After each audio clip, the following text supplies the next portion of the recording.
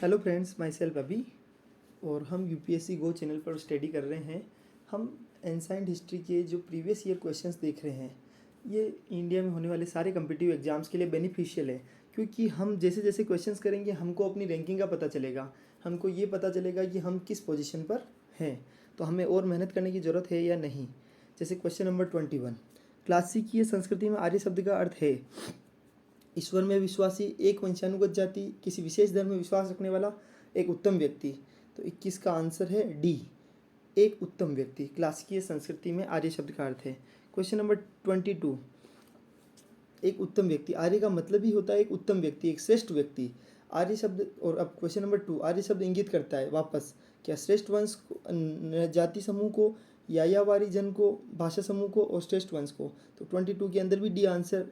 एक देखो, ये क्वेश्चन एक यूपी के अंदर आया हुआ है, एक आईएएस के अंदर क्वेश्चन आया, सेम क्वेश्चन, वो ईयर भी 98 और 99, श्रेष्ठ वंश। बस सिंपल सुमेलित कीजिए, अथर्ववेद, ऋग्वेद, यजुर्वेद, सामवेद। ठीक है, अथर्ववेद में कौन सी चीज़ें लिखी हुई है। अब ये क्वेश्चन तो आपको आना ही चाहिए। 23, चलो आप ही बता दो अब 23 का क्या आंसर रखेंगे अपन। तो 23 के अंदर सबसे पहले अथर्ववेद। अथर्ववेद में संबंधित होती औषधियों से संबंधित जितनी भी चीज़ें हैं वो अथर्ववेद से संबंधित है। फिर ऋग्वेद, ऋग्वेद के अंदर ईश्वर की महिमा को बताया गया है। सॉरी, यजुर्वेद के अंदर दूसरा है बलिदान विधि, यजुर्वेद। और उसके बाद सामवेद, सामवेद के अंदर संगीत, सामवेद के अंदर संगीत को। तो इसके अंदर डी का आंसर 4 है, तो ऑप्शन नंबर ए सही है।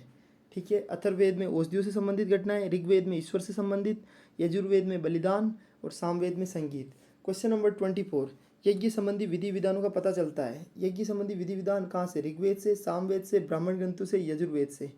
क्वेश्चन नंबर 24 का आंसर क्या हो सकता है, तो इसका आंसर है यजुर्वेद, क्योंकि यजुर्वेद के अंदर ही ये यज्ञ संबंधी होते। अपन कहते थे ऋग्वेद, यजुर्वेद, सामवेद, अथर्ववेद। तो जो यजुर्वेद है उसके अंदर यज्ञ संबंधी विधि विधानों का पता कहाँ से चलता है, यज्ञ से, मतलब यजुर्वेद से। उसके बाद क्वेश्चन नंबर 25, उपनिषद काल के राजा अश्वपति शासक थे। जो उपनिषद काल था उसके अंदर राजा जो अश्वपति थे वो कहाँ के शासक थे, काशी के, के, पांचाल के, विदेह के। तो क्वेश्चन नंबर 25 का आंसर है के। इतने बेसिक क्वेश्चंस कहीं आपको नहीं मिलेंगे। ये क्वेश्चंस इतने सिंपल है, बट सबसे बड़ी चीज़ है कि हमको किसी को पता ही नहीं है कि एक्चुअली क्वेश्चन आ कहाँ से रहे हैं। तो अपने को मतलब स्टडी करने के लिए और बुक्स को हायर करना पड़ेगा, और बुक्स पढ़नी पड़ेगी, तभी अपना नॉलेज बिल्डअप होगा कि अच्छा ये भी हो सकता है, क्योंकि क्वेश्चन कहीं से भी आ सकता है। क्वेश्चन नंबर 26, वैदिक नदी कुंभा का स्थान कहाँ का निर्धारित होना चाहिए, अफगानिस्तान में, चीनी तुर्किस्तान में, कश्मीर में, पंजाब में। तो क्वेश्चन नंबर 26 का आंसर है ए, अफगानिस्तान के अंदर वैदिक नदी कुंभा का स्थान कहाँ निर्धारित होना चाहिए, तो ये अफगानिस्तान। कुंभा जो अपनी कुंभा नदी है वो कहाँ की है, तो वही वहाँ वो कहाँ है, तो अफगानिस्तान में मतलब है, उसका जो मेन लोकेशन है अफगानिस्तान में है, करंट अफगानिस्तान में। क्वेश्चन नंबर 27, सर्वाधिक ऋग्वेदिक सूक्त समर्पित है अग्नि को, इंद्र को, रुद्र को, विष्णु को। जो ऋग्वेदिक सूक्त है 27, तो उसका आंसर है इंद्र को, क्योंकि सबसे ज़्यादा चर्चा ही इंद्र की हुई थी ऋग्वेदिक काल में। उत्तर वैदिक काल में धीरे धीरे विष्णु भगवान और शिव भगवान उनकी महिमा मंडन बढ़ गया था। क्वेश्चन नंबर 28, 800 से 600 ईसा पूर्व का काल किस युग से जुड़ा है, ब्राह्मण युग से, सूत्र युग से, रामायण युग से, महाभारत युग से। तो क्वेश्चन नंबर 28 का आंसर है ए, ब्राह्मण युग से। 800 से 600 ईसा पूर्व का काल किससे जुड़ा है, तो ब्राह्मण युग से।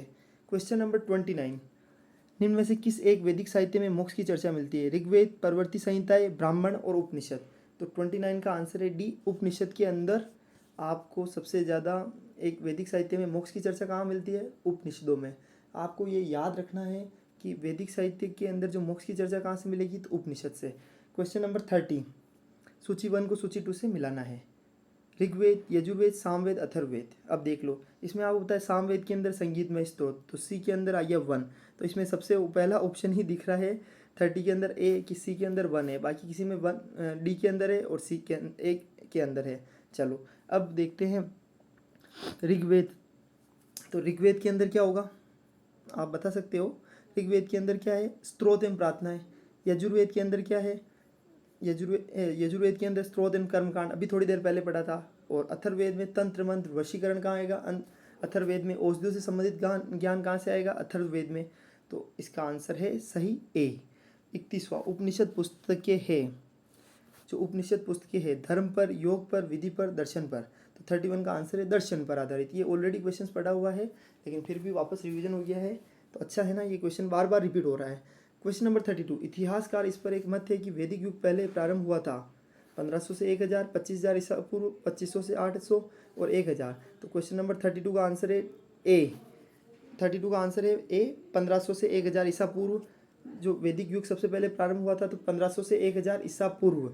क्वेश्चन नंबर 33, ऋग्वेदिक की मूल लिपि थी देवनागरी, खरोष्टी, पाली, ब्राह्मी। तो 33 का आंसर है डी, ब्राह्मी लिपि के अंदर ऋग्वेद की मूल लिपि कौन सी थी, तो ब्राह्मी लिपि। क्वेश्चन नंबर 34, अवेस्ता और ऋग्वेद में समानता है। अवेस्ता किस क्षेत्र से संबंधित है, कोई बता सकता है, तो ईरान से संबंधित है अवेस्ता। क्वेश्चन नंबर 35, निम्न में से किसे वैदिक साहित्य में सम्मिलित नहीं किया जाता है, सी स्मृति। वैदिक साहित्य के अंदर संहिता आती है, आरण्यक आते हैं, उपनिषद आते हैं, लेकिन स्मृति को उसमें शामिल नहीं किया जाता है।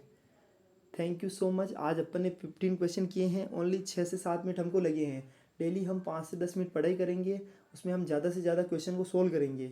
उससे आपको बेनिफिट ये मिलेगा, आपको रैंकिंग का पता चलेगा और हमें और प्रैक्टिस करने की नीड है या नहीं है उसका पता चलेगा। तो डेली आपको सिर्फ 5 से 10 मिनट देने हैं और अच्छे से प्रैक्टिस करनी है। हम रोज़ नए क्वेश्चंस ला रहे हैं, आपको आइडिया लगेगा ये सब पास्ट ईयर क्वेश्चंस है। कोई यूपीएससी में आया हुआ है, कोई यूपी पीसीएस में आया है, कोई बिहार पीसीएस में, कोई आरएएस में, अलग अलग टाइप के क्वेश्चंस है। प्लीज़ चैनल को कमेंट कीजिए, शेयर कीजिए और सब्सक्राइब कीजिए। Thank you so much. जय हिंद, जय भारत।